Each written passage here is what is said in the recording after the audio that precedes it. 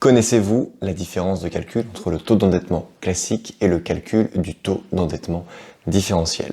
Bonjour à tous, c'est Monsieur Rodolphe, bienvenue dans cette nouvelle vidéo très importante puisque on va faire, je vais vous expliquer la différence entre ces deux modes de calcul qui sont très simples l'un de l'autre, mais pourtant pas mal d'investisseurs ne savent pas faire la différence.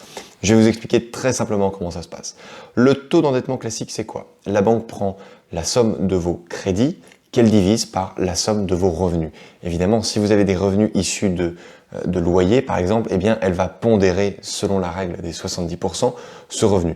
Donc, si vous avez 2000 euros de revenus par votre salaire, plus 1000 euros de loyer issus bien de votre investissement, la banque va considérer que 700 euros de revenus de loyer parce qu'elle va uniquement considérer les 70% de ce revenu. Donc, aux yeux de la banque, vous ne gagnez pas 3000 euros, vous gagnez 2700 euros. En revanche, si vous gagnez 2700 euros mais que vous n'avez que 800 euros de crédit, eh bien c'est bon parce que la banque va uniquement considérer vos crédits qu'elle va diviser par vos revenus pondérés s'il y a des loyers. Et si ce résultat donne 0,33%, ça veut dire que vous êtes au maximum. Si ce résultat donne 0,25, 0,3, c'est bon.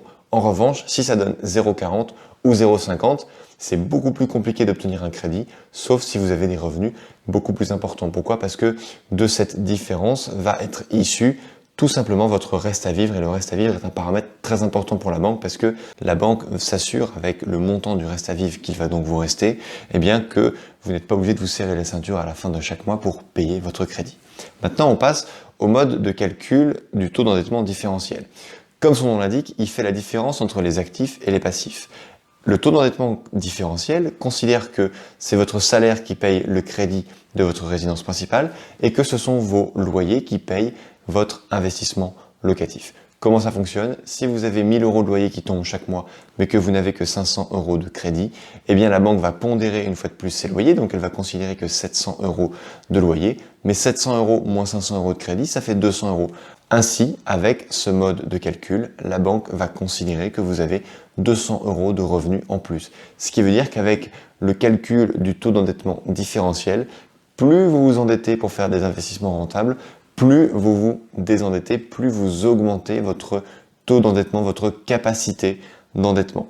Une dernière information que je dois vous donner pour clôturer cette vidéo et qui est une information très importante, c'est que le calcul du taux d'endettement différentiel est pratiqué par toutes les banques. Malheureusement, très peu de banquiers la pratiquent. Et comme je vous l'ai déjà dit dans plusieurs vidéos, il est plus important de trouver le bon banquier que de trouver la bonne banque. C'est le banquier qui va défendre votre projet, qui va aller le porter, je dirais, en comité de décision. Et si vous trouvez un banquier qui va calculer en taux d'endettement différentiel parce que il comprend votre problème d'investisseur, il comprend que vous avez besoin de vous endetter pour vous désendetter, même si ça paraît complètement fou, il va comprendre votre projet, il va comprendre votre situation et il va pousser votre dossier vers le mode de calcul du taux d'endettement différentiel. Donc, chers investisseurs intelligents, une fois que vous aurez écrémé beaucoup de banquiers et que vous aurez trouvé un banquier qui pratique le calcul du taux d'endettement différentiel, eh bien, ne le lâchez pas d'une semelle, cette personne doit devenir votre meilleur ami pour vos futurs investissements. Cette vidéo est terminée, j'espère qu'elle vous a plu. Je vous dis à très bientôt en vidéo. Ciao!